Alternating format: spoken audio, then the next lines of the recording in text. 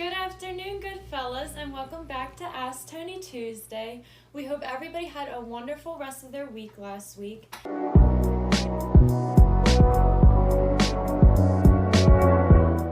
And I would just like to congratulate the 3 winners of the giveaway again.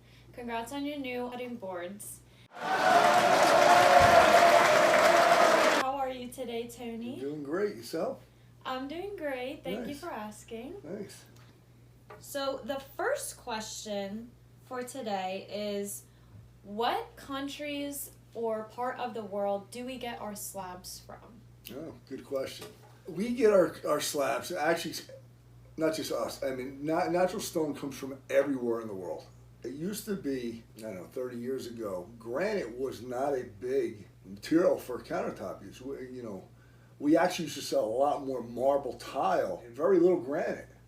And then kind of things changed, especially when the big box stores, the Home Depots and Lowe's got involved.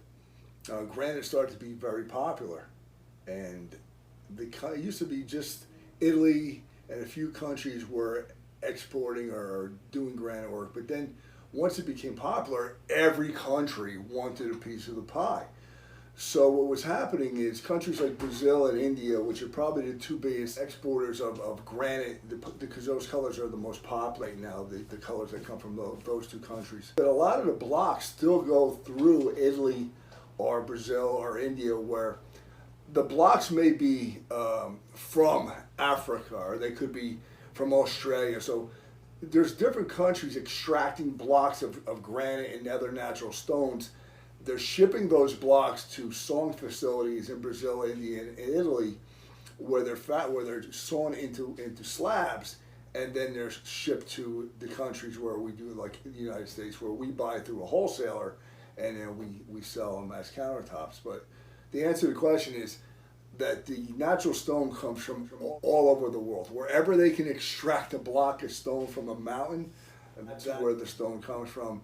And because everybody wanted to get involved in the granite game, because it became popular and people were making money, and there was a lot of countries that weren't doing anything with these mountains, and all of a sudden said, hey, we have this mountain here, let's quarry it and let's sell the blocks. And if they were desirable, the blocks were being bought and sold and then shipped to countries for countertop use. We actually had one, I remember, from Africa. Mm-hmm. That was the Dover White, wasn't it? Dover White, it was a marble from Africa, yeah. From Africa. It was beautiful, and that's what we did that one big fireplace on a few months ago. Yeah, absolutely. So I know that some of the ones that we've gotten in have been from crazy places that I never even would have thought they would have come from. From New Zealand, from Russia, from Australia. I mean, basically anywhere. Anywhere you can extract a block of natural stone. The one from the ocean? Yeah, Blue Bahia. Is a Brazilian stone that's mined underwater, and it's the most expensive granite in the world. But we have it, so. Yeah, we have a lot. We do have a lot. So the second question for today: how many different quartz options do we have in-house? We have about a dozen different towers of quartz distributors that we use. There's a lot of different colors. A lot of them, if you look at our counter here, most of them look like white marble. That is, thanks to DIY Network, that is the most popular. People like white countertops that look like marble, white cabinetry, and usually a white subway tile. Or gray. That is the most popular look right now. There are a lot of different quartz available, a lot of different quartz distributors. We only use reputable quartz distributors. A lot of fabricators that will use a Chinese brand or a knockoff brand quartz company. Basically, the recipe for quartz is the same. It's 85 to 93% quartz and mineral, which is very hard and dense. There's sand for filler, pigment that provides the color, and the resin that bonds all together. When you use a good distributor, a good manufacturer, that quartz to sand ratio is, like I said, 85 to 93%. So you're getting a very hard, very dense material. What happens when you buy the knockoff brands, they're much cheaper, but what happens is that quartz to sand ratio starts to go like this. So this very hard, very dense, non-porous material, all of a sudden you have sand, which is very porous. you go like this, cheaper, yes, but you're not getting that durable, non-porous material you thought you were getting.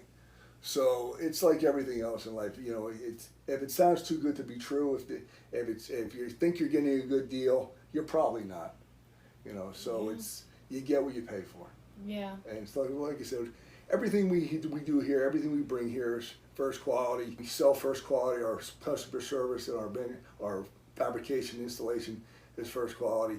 That's what we sell. That's what our reputation is based on, and that's why we want to keep it. Alrighty, awesome. So those were our 2 questions for today. Thank you guys for sending in questions. Don't forget, keep sending in questions. If you can stump Tony, you can win some Goodfellas material, and you can also get a cutting board. Yes. So please keep sending in your questions and try to stump Tony. See what you can come up with. Come get me. Thank you guys for tuning into this week's episode. Next week we'll be out with another episode.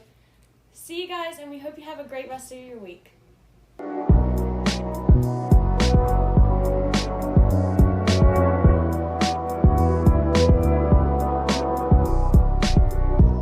Slept through all my alarms. Nice. I got to bed at 2:30. I literally took 4 sleeping pills. Sleepy time tea is supposed to help me sleep. Could still not fall asleep. And then finally, when the alarm went off at 5:45, I felt so nauseous because it took all that. Oh yeah.